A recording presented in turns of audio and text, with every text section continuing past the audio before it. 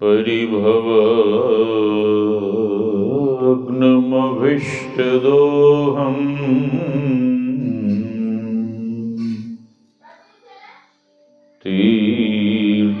तीर्थास्पदम्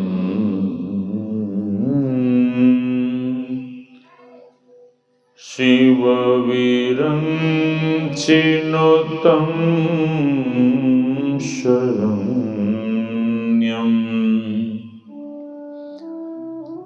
भृत्यार्तिहं प्रणतपालिभवाब्धि पोतम्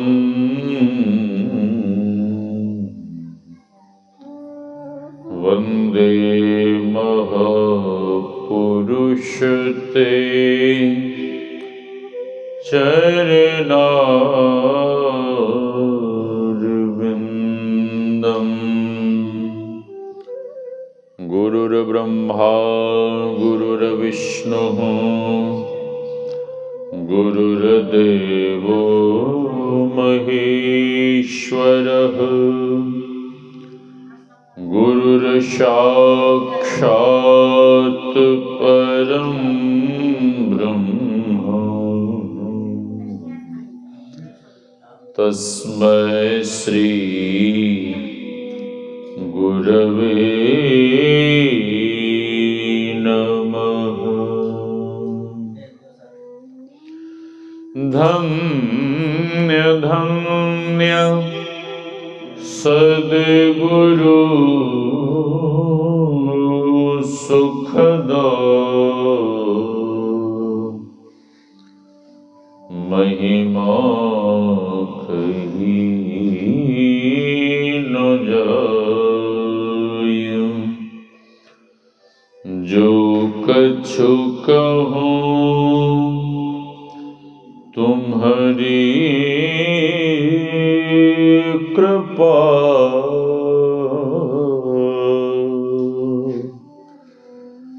मोते कछु न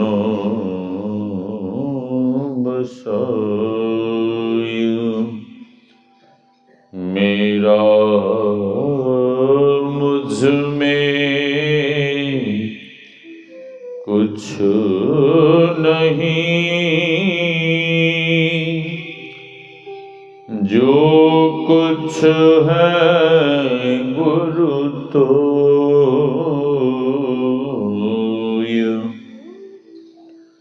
तेरा तुझको सौंपता प्रभु क्या लागेगा मोर। तेरा तुझको सौंपता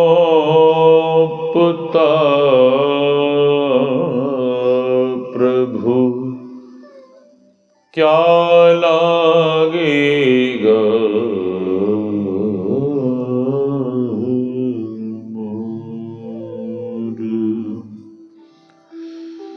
आसन पर आसीन परमाराध्य सद्गुरु महाराज के युगल चरणों में कोटि कोटि नमन। इस पावन मंच पर विराज रहे गुरु महाराज के प्रिय शिष्य आदरणीय स्वामी श्री नंद किशोर बाबा, इस पावन ज्ञान यज्ञ में पधारे हुए पूज्य गुरुजन, सत्संग प्रेमी महानुभावों, माताओं एवं भक्तिमती बहनों, आप सबों के भीतर विराज रहे परमात्मा स्वरूप आत्मा को हम वंदन करते हैं। सिय राम में सब जग जानी, करो प्रणाम जोरी जुग पानी। यही भाव लिए हम आप सत्संग ज्ञान रूपी गंगा में अवगाहन कर अपने तन, मन और अंतःकरण को शुद्ध तथा पवित्र बनावें। कुछ कहने सुनने के पूर्व हम आप उच्च स्वर में गुरुदेव भगवान के नाम का जय घोष करें। बोलिए श्री सद्गुरु महाराज की, श्री सद्गुरु महाराज की, श्री सद्गुरु महाराज की जय। हम आप गुरुदेव की वाणी को सुन रहे थे। संतन मत भेद प्रचार किया गुरु साहब बाबा देवी ने।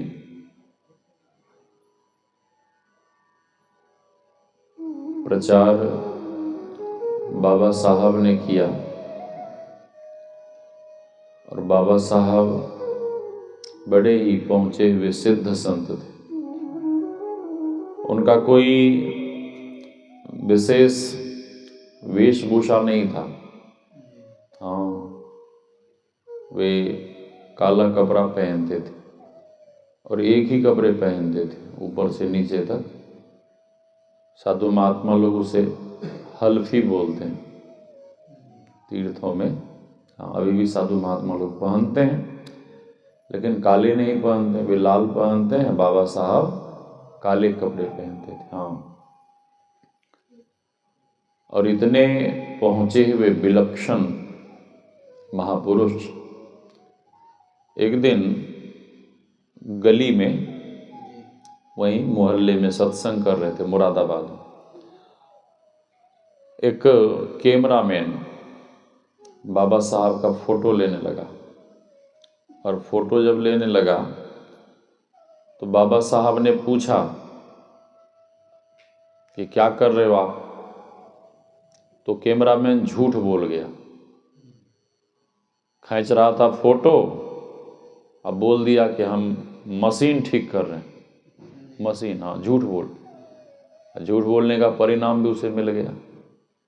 झूठ तो बोल गया बाबा साहब, उसके आगे कुछ नहीं बोले।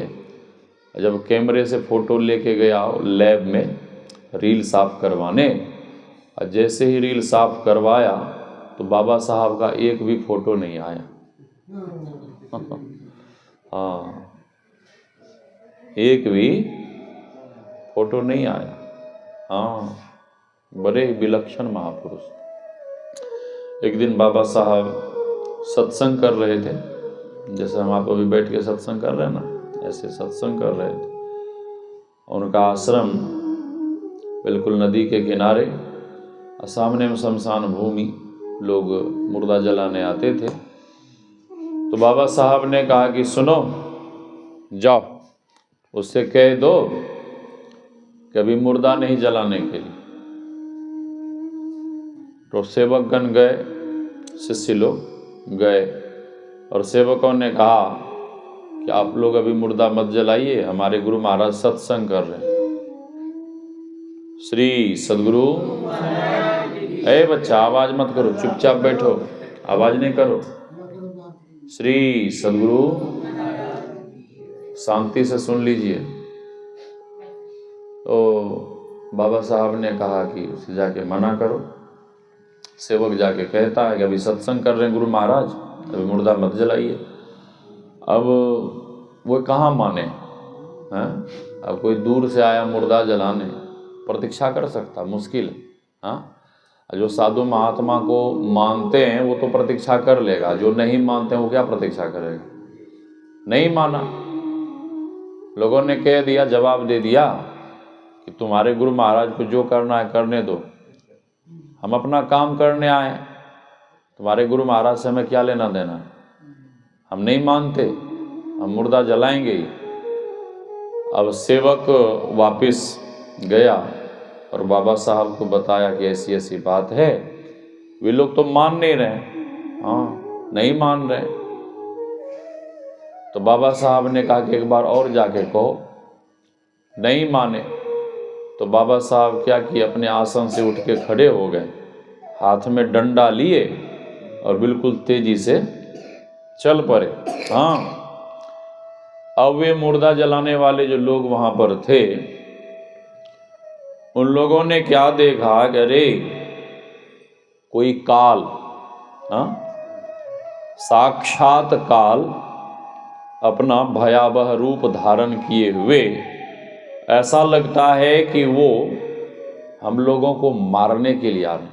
ठीक है, हम भय हुआ, डर हुआ, बाबा साहब को देखकर इतना डर हुआ, इतना भय हुआ कि सभी लोग अब मुर्दा क्या जलाएंगे, सभी लोग प्राण बचा के वहां से भाग गए। हाँ, और जिस मुर्दा को जलाने के लिए आए थे ना, वे लोग तो भागे ही। जिस मुर्दा को जलाने आए थे, वो मुर्दा भी जिंदा होके उन्हीं लोगों के पीछे भागने लगे।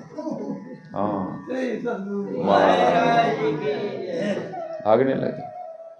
अब वे मुर्दा जलाने वाले जो लोग थे, उन लोगों ने जब पीछे मुड़कर देखा, तो पीछे मुड़कर देखा तो देखता क्या है, अरे जिस मुर्दा को हम लोग जलाने के लिए आए थे,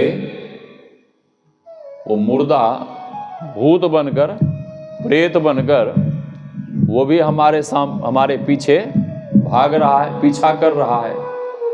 अब इतना भय हुआ, इतना डर हुआ, वे लोग प्राण बचा के भागते हुए अपने घर तक पहुंचे। वो छोड़ दो, हो गया। श्री सद्गुरु, वो जो मरा हुआ आदमी था ना, जो जिंदा हो गया, वो बाद में परम संत बाबा देवी साहब का शिष्य बन गया, भक्त बन गया। हाँ, तो बड़े ही विलक्षण महापुरुष। अच्छा, बाबा साहब ने इस ज्ञान का प्रचार प्रसार किया, तो ये ज्ञान हम आपको कैसे प्राप्त हुआ, ये ज्ञान हम आपको कैसे मिला? हाँ, श्री सद्गुरु, हम आपको ये ज्ञान कैसे प्राप्त हुआ? गुरु महाराज की कृपा से। ठीक है, गुरु महाराज के सत्संग के ही द्वारा यह ज्ञान हम आपको प्राप्त हुआ। और गुरु महाराज का इस बिहार की धरती पर आविर्भाव नहीं होता तो हम आप इस ज्ञान से वंचित रह जाते। नहीं, हाँ, एक बार गुरुदेव अपने सिंहासन पर बैठे थे। गुरुदेव के मुखारविंद से अनायास, इस बच्चे को हटाओ यहां से, ले जाइए, जिनका बच्चा है ले जाइए, किसी को शांति से सुनने नहीं देगा, ले जाओ, बाहर ले जाओ। श्री सद्गुरु, जोर से बोलिए, श्री सद्गुरु की जय। हाँ, हाँ, तो मैं क्या कह रहा था कि गुरुदेव के मुखारविंद से अनायास वाणी निकली। गुरुदेव कहने लगे कि मैं बहुत बड़ा सौभाग्यशाली हूँ, मैं बहुत बड़ा बड़भागी हूँ कि मुझे पहुँचे हुए परम संत बाबा देवी साहब जैसे गुरु मिल गए। नहीं, गुरु मिल गए। गुरुदेव के सामने आदरणीय प्रोफेसर विश्वानंद बाबू प्रोफेसर साहब बैठे थे। उन्होंने झट से हाथ जोड़कर कहा कि सरकार, मैं भी कम सौभाग्यशाली नहीं हूँ, मैं भी कम बड़भागी नहीं हूँ। तो गुरुदेव ने पूछा कि आप कैसे सौभाग्यशाली हैं? आप अपने को सौभाग्यशाली कैसे बता रहे हैं? हाँ, तो प्रोफेसर विश्वानंद बाबू कहते हैं कि सरकार, आपको तो गुरु की खोज में न जाने कहाँ कहाँ भटकना पड़ा, कहाँ कहाँ, हाँ, इस प्रदेश में उस प्रदेश में कहाँ कहाँ भटके, कितना कष्ट सहे, आपने कितना दुख उठाया। लेकिन मैं कितना सौभाग्यशाली हूँ कि मुझे गुरु की खोज में यहाँ वहाँ कहीं भटकना नहीं पड़ा।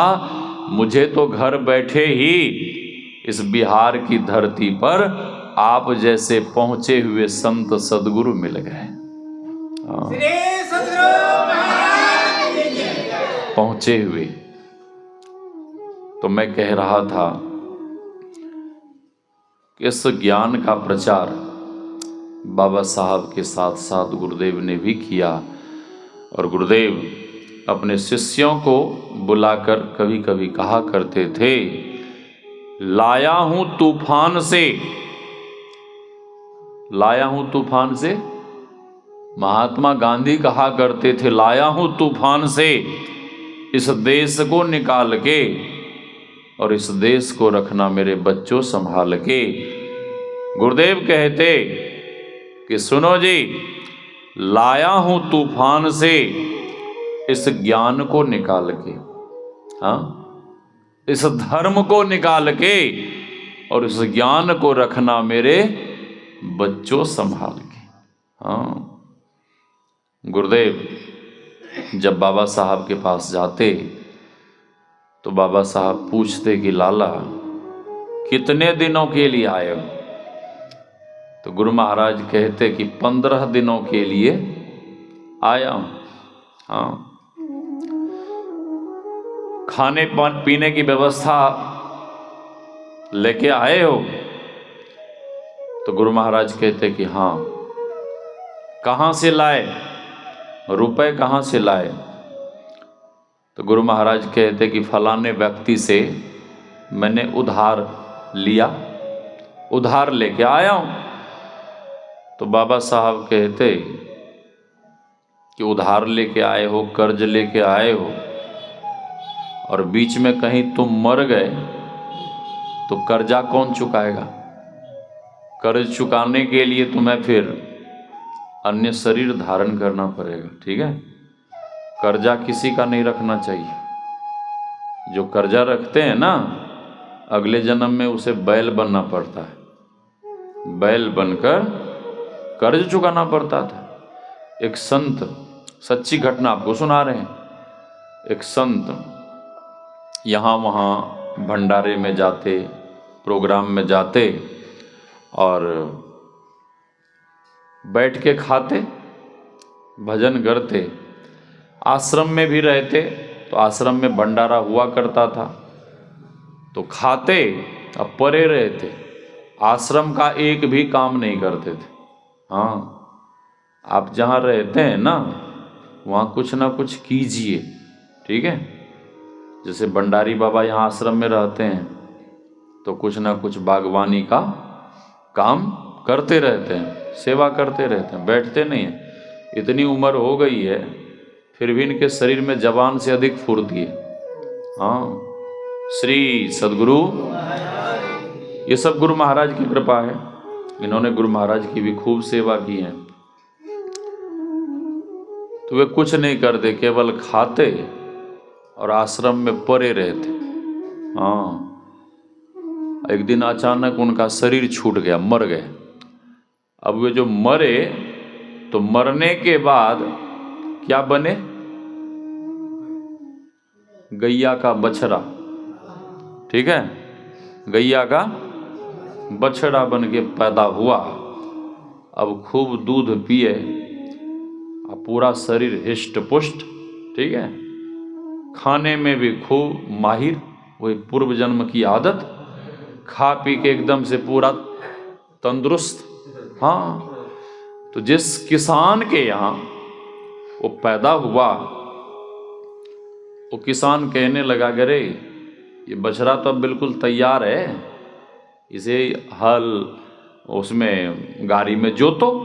हाँ, और जैसे उस बैल को गाड़ी में लगावे ना तो बैल वो दुबक के बैठ जाए। हाँ, हाँ, क्या बोलते हैं उसको, यहाँ की भाषा में क्या बोलते हैं ऐसे बैल को?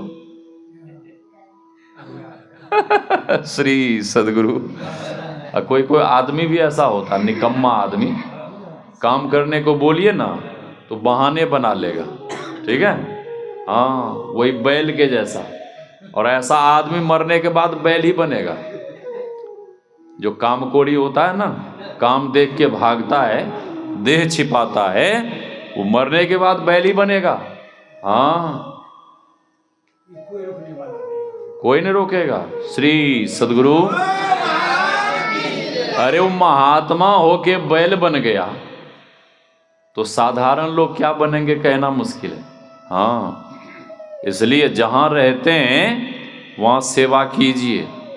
घर में भी रहते हैं तो बैठ के मत खाइए, कुछ ना कुछ काम कीजिए। ये मत सोचिए कि खाली बेटा करेगा अब पोता करेगा, नहीं। जब तक आपका शरीर काम करता है बैठ के मत खाइए, कुछ ना कुछ कीजिए। हाँ, श्री सदगुरु। अच्छा, जैसे उसको हल में जोरे तो खेत में वो दुबक के बैठ जाए। हाँ, अब खूब डंडा बरसावे। मालिक ने एक दिन देख लिया, किसान ने एक दिन देख लिया, और किसान ने जब देखा तो उसे दया आ गई। अरे छोड़ दो, नहीं काम करता है तो कोई बात नहीं, इसको ऐसे ही रहने दो, ऐसे ही खाएगा। हाँ हाँ, लेकिन किसान दुखी कि 2 बैलों का हिस्सा ये अकेले खाता है, लेकिन काम कुछ नहीं। किसान दुखी, हाँ स्वाभाविक है, इतना खिलाते हैं, काम कुछ नहीं करता है। एक दिन एक संत जी आए, संत जी, हाँ। अब संत जी जब आए तो वो किसान संत के सामने हाथ जोड़कर प्रार्थना करता हुआ कहने लगा कि हे संत भगवान, ये देखिए ना, बैल बहुत हिष्ट पुष्ट है, खाता भी खूब है, तंदुरुस्त है, सब कुछ बढ़िया है, लेकिन काम नहीं करता है। हाँ, काम कुछ भी नहीं करता है। हाँ, काम करने ले जाता हूँ तो ये दुबक के बैठ जाता है, हाँ, पीठ दिखा देता है, कुछ नहीं करता है। तो संत ने आंख बंद कर ध्यान लगाया, और जैसे ही संत जी ने ध्यान लगाया तो ध्यान में संत जी देख लिए, जान गए संत जी, अरे ये तो पूर्व जन्म का महात्मा है। पूर्व जन्म का क्या है? महात्मा। हाँ, ये हमारे नंद किशोर बाबा वृद्ध हो गए ना, लेकिन फिर भी ये बिल्कुल खरे रहते हैं सेवा के लिए। हाँ, कोई आलस्य नहीं इनके शरीर में, नहीं। हाँ, लेकिन आजकल के जवान लोग, बच्चे लोगों के शरीर में इतना आलस्य, कुछ कहिए तो सोया रहेगा, कुछ कहिए तो बहाने बना लेगा, नहीं सुनेगा। हाँ, ऐसे लोग मरने के बाद बैल के शरीर में चले जाएंगे। हाँ, श्री सदगुरु। तो संत ने देख लिया, करे ये तो पूर्व जन्म का महात्मा है, अब मरकर बैल बन गया। हाँ, तो संत ने उस किसान से कहा कि आप चिंता मत करो, हम इसे समझा देते हैं, आज के बाद ये कभी दुबक के नहीं बैठेगा, आज के बाद ये खूब मन लगा के काम करेगा, ठीक है ना, हल बैल में खूब चलेगा। हाँ, आप चिंता मत करो।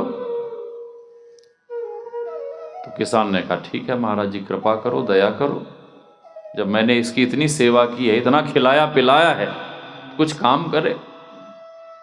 तो संत जी ने कहा कि ठीक है, आप यहाँ से बाहर चले जाओ। किसान बाहर चला गया। वे संत जी गए और उस बैल के कान के पास अपना मुंह सटा के बैल के कान में कहते हैं, संत ने कहा कि सुनो, पूर्व जन्म में यही आदत थी कि आश्रम में रहते थे और खूब खाते थे और काम कुछ नहीं करते थे। उसका परिणाम, उसका फल यह मिला कि तुम महात्मा होकर भी मरने के बाद बैल बन गए। हाँ, ध्यान से सुनिए, कई साधु महात्माओं को हमने देखा है, ठीक है, आश्रम में रहते हैं, खाते हैं और काम कुछ नहीं करते हैं। उनका काम क्या होता है? एक दूसरों की निंदा करना, एक दूसरों से ईर्ष्या द्वेष करना, और एक दूसरों से झगड़ा झंझट करना, कलह क्लेश करना। हाँ, और ऐसे लोग मरेंगे तो पता नहीं कहाँ जाएंगे, 84 के चक्र में जाएंगे। चाहे वो गृहस्थी हो कि महात्मा, दुर्गति में जाने से कोई नहीं बचा सकते। हाँ, कई साधु महात्माओं को हमने देखा है, उनको कोई काम नहीं है तो बस इसकी निंदा, उसकी चुगली, उसकी शिकायत, और इससे झगड़ा करना, उससे झंझट करना, हाँ, इसके ऊपर केस करना, उसके ऊपर मुकदमा करना, यही काम। अरे केस मुकदमा ही करना था, झगड़ा झंझट ही करना था तो घर में रहते, संसार में रहते, साधु क्यों बने, घर क्यों छोड़े? लेकिन लोग आदत से लाचार होता है। घर में हुआ खटपट, और चलो गुरुजी के मठ पर। हाँ, गुरुजी ने काटी चोटी, अब मांग खा बेटा रोटी। मूड़ मुड़ाए 3 गुण, और सिर के मिट गए खाज, और खाने को हलवा मिले लोग कहे महाराज। हाँ, तब संत ने कहा करे, यदि यही आदत इस जन्म में भी रही तो मरने के बाद तुम कीट पतंग बन जाओगे। यदि कीट पतंग बनने से बचना है तो अभी से इस आदत को सुधारो, और जिसका खाते हो उसका काम करो। हाँ, श्री सद्गुरु। अच्छा, हम लोग भी किसी के घर जैसे यहाँ आए, अब हम लोग खा पी रहे हैं, काम तो कुछ नहीं कर रहे हैं ना, काम कुछ नहीं कर रहे हैं, ठीक है, लेकिन ये सत्संग करना भी एक काम है। और भंडारी बाबा कह रहे हैं कि सत्संग करना सबसे बड़ा काम है। नहीं, हाँ, जीवन का सबसे महत्वपूर्ण काम सत्संग है, ठीक है। हाँ, तो जैसे ही संत ने उसे समझाया उस बैल को, तो बैल समझ गया, संस्कार तो था ही पूर्व जन्म का महात्मा। जैसे ही उसने संत के ज्ञान को सुना समझा, उसी दिन से काम में लग गया, और किसान का खूब, अपने मालिक का खूब मन लगाकर काम करने लगा। खूब मेहनत की, खूब काम किया, ठीक है, खूब काम किया। काम करते करते वृद्धावस्था को प्राप्त हुआ, और जब बुढ़ापा आया तो एक दिन अचानक वो मर गया। लेकिन उसने खूब सेवा की, किसान की खूब मेहनत किया, जितना खाया पिया था नमक का वो पूरा शरीयत दे दिया।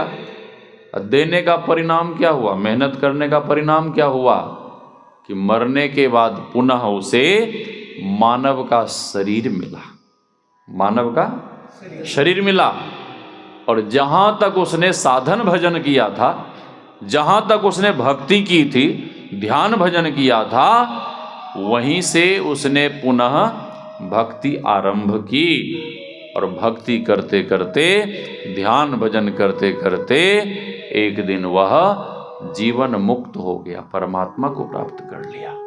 हाँ, तो बाबा साहब ने कहा किनसे, गुरु महाराज से, कि लाला तुम कर्ज लेकर आए और बीच में तुम कहीं मर गए तो फिर क्या होगा, दुर्गति हो जाएगी, ठीक है। इसलिए आज के बाद कभी भी किसी से कर्ज मत लेना। श्री सद्गुरु। तो बाबा साहब ने पूछा कितने दिनों के लिए आए हो? तो गुरु महाराज ने कहा 15 दिनों के लिए आया हूँ। हाँ, तो बाबा साहब ने क्या किया, गुरु महाराज के झोला झंडा को हाँ ऐसे लेके जोर से घुमा के फेंक दिया। हाँ, और बाबा साहब ने कहा कि अभी भागो यहाँ से। क्या? अभी भागो यहाँ से। और गुरु महाराज जब जाने लगते झोला उठा के, तो बाबा साहब फिर झोला छीन लेते और गुरु महाराज को उठा के जमीन पे पटक देते और छाती पे चढ़ के बैठ जाते। और बाबा साहब कहते कि जाओ तो कैसे जाते हो, जाओ तो कैसे जाते हो? तो गुरु महाराज कहते कि ठीक है, अब मैं नहीं जाऊंगा। अगली बार जब आते तो बाबा साहब फिर पूछते कि लाला कितने दिनों के लिए आए हो? तब गुरु महाराज नहीं बोलते कि मैं इतने दिनों के लिए आया हूं। हाँ, रहते बाबा साहब बहुत डांटते, बहुत फटकारते। तो अन्य सेवकों ने कहा कि सरकार, लाला को आप इतना डांटते हैं, फटकारते हैं, ये कैसे रहेगा? ये तो दूर देश परदेश से आया है, कैसे रहेगा? तो बाबा साहब कहते कि तुम लोग नहीं जानते हो। बाबा साहब कहते कि जिस तरह से मैं संत मत के ज्ञान में दृढ़ हूं, मजबूत हूं, उसी तरह से लाला को भी संत मत के ज्ञान में दृढ़ और मजबूत बनाना चाहता हूं। जिस तरह से मुझे संत मत से कोई डिगा नहीं सकता है, उसी तरह से मैं इन्हें भी गढ़ना चाहता हूं और इन्हें भी मजबूत बनाना चाहता हूं कि इन्हें भी कोई आगे डिगा नहीं सके। और एक दिन बाबा साहब ने कहने की कृपा की कि लाला, लाला, जिस दिन श्री सद्गुरु, जिस दिन इस दुनिया में चावल के एक दाने 1 रुपए में मिलेंगे। 1 रुपए में मिलता है क्या? हाँ, मिलता है? नहीं मिलता है ना, लेकिन विदेश में मिलता है। इतनी सी धनिया की पत्ती आप लेने जाएंगे, 100 रुपए का मिलेगा। कितने का? इतनी सी धनिया की पत्ती, ठीक है? तो विदेश में मिलने लगा है, यहाँ भी आने वाले समय में हो सकता है। हाँ, तो गुरुदेव कहते हैं कि जिस दिन दुनिया में चावल के 1 दाने 1 रुपए में मिलेंगे, उस दिन भी, ऐसे समय में भी तुम्हें मोटी धोती और मोटी रोटी की जीवन में कभी भी कमी नहीं होगी। हाँ, कभी कमी नहीं होगी। हाँ, और गुरुदेव से बाबा साहब ने कहने की कृपा की कि लाला, मैं जानता हूं कि संत मत में, पूरे संत मत में तुमसे विशेष और कोई नहीं होंगे। बोलिए प्रेम से श्री सद्गुरु महाराज। बाबा साहब ने पहले ही भविष्यवाणी कर दी थी, ठीक है? क्योंकि बाबा साहब त्रैकालदर्शी संत थे, जानते थे कि यह मेरा शिष्य कौन, रामानुग्रह लाल मेही दास बहुत बड़े संत होंगे, ठीक है? तो हम आप सुन रहे थे अंध बने फिरते बाहिर, अंतर पथ भेद न थे जाहिर। हाँ, जाहिर हम आपको पता नहीं था, ठीक है, कि अंतर का मार्ग क्या है, साधना का मार्ग कैसा है। तो गुरुदेव लिखते हैं कि हमें बोध बुझाय सुझाय दिया गुरु साहब बाबा देवी ने। बोध, उन्होंने हमें ज्ञान दिया, उन्होंने हमें युक्ति दी।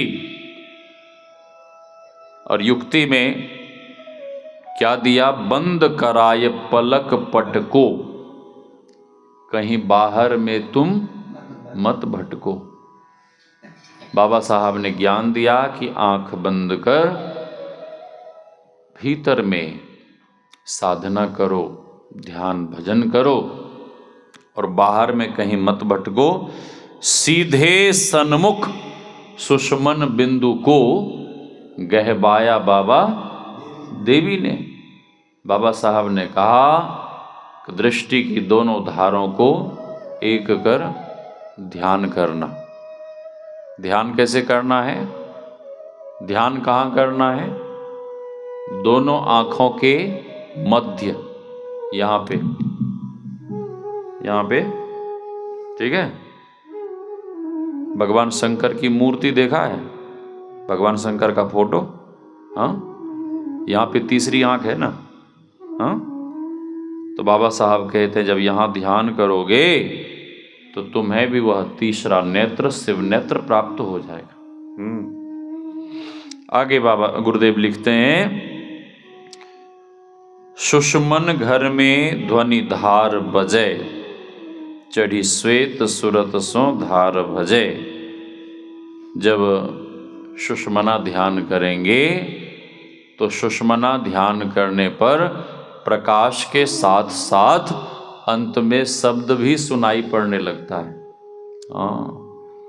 बाबा साहब आगे गुरुदेव कहते हैं, अनहद उलझन यही युक्ति तजय, सतध्वनि की युक्ति दई गुरु ने। बाबा साहब गुरुदेव ने कौन सी युक्ति दी है? अनहद नाद सुनने की युक्ति, अर्थात नादानुसंधान की युक्ति उन्होंने बताने की कृपा की है। नादे मनोलयम ब्रह्मन दूर श्रवण कारणम, विंदो मनोलयम कृत्वा दूर दर्शन मा पुण्यात। गुरुदेव कहते हैं मीठी मुरली सुने सुरत के कान से। और पलटू साहब कहते हैं बंसी बाजी गगन में, मगन भया मन मोर, मगन भया मन मोर, महल 8वें पर बैठा। नाना उठाए तरंग रंग कुछ कहा न जाई, चांद सूरज छिप गए सुषमना सेज बिछाई। गुरुदेव आगे लिखते हैं, गुरु की यह युक्ति बड़ी मेही, मेही अर्थात सूक्ष्म, ठीक है, बारीक, मेही परगट संसार नहीं, यही ढोल पिटाए सुनाए दिया गुरु साहब बाबा। ढिंढोरा पीट पीट के बाबा साहब ने इस ज्ञान का प्रचार प्रसार किया। बाबा साहब इस तरह से सत्संग करते थे। सत्संग शुरू हुआ अभी, ठीक है, हाँ, खा पी के बैठ गए सत्संग करने के लिए। 8 बज गए, 9 बज गए, 10 बज गए, 11 बज गए, 12 बज गए, सत्संग चल रहा है। अब जो श्रोता लोग थे, कुछ लोग तो चले गए, कुछ लोग वहीं सुनते सुनते सो गए। और सभी लोग जब सो जाते थे तब बाबा साहब कहते कि लो साहब, आप लोग सो गए, अब मैं भी लेट जाता हूँ, अब भी मैं भी अब लेट जाता हूँ। इस तरह से उन्होंने ज्ञान का प्रचार प्रसार किया। तो जिन्हें युक्ति मिल गई है वे खूब मन लगाकर साधन भजन करें, और जिन्हें युक्ति नहीं मिली है उन्हें युक्ति सीखकर ध्यान भजन में लग जाना चाहिए। ये तो ऐसे ही अनायास यहाँ पे सत्संग का कार्यक्रम रखा गया। ये हमारे गृहपति, क्या नाम है पिताजी का? रघु बाबू, गुरु महाराज के प्रिय भक्त रघु बाबू, और उनके 2 बेटे हैं। क्या क्या नाम है? रामविलास बाबू, रंजीत बाबू। दोनों पुत्र बड़े ही श्रद्धालु हैं, और इनकी दोनों जो भारियां हैं, बाबा की जो पोतोहू हैं बहुरानी, वो भी बहुत श्रद्धालु हैं, बहुत श्रद्धा वाली हैं। तो गृहपति के लिए, उनके बाल गोपाल के लिए, पूरे परिवार के लिए, आप आए हुए तमाम गुरुजनों के लिए, माताओं बहनों के लिए तथा समस्त ग्रामवासियों के लिए हम गुरु महाराज से प्रार्थना करते हैं आप सबों का जीवन सुखद, समृद्ध एवं भक्ति में बने। इसी शुभकामना के साथ बोलिए श्री सद्गुरु महाराज